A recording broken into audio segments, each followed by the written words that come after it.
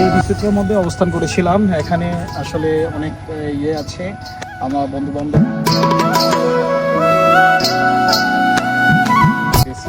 ছিলাম। আসলে অনেক সুবিধা আছে। এখানে একটা চা বাগান, এটা চা বাগানের নাম কি না ভাই? লাক্কাতুরা চা বাগান। হ্যাঁ, লাক্কাতুরা চা বাগানে আমরা এসেছি।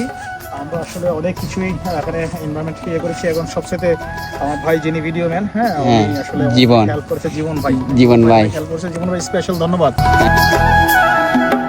সবাই আসবেন। হ্যাঁ, এখানে চা বাগান, এটা চা বাগান না?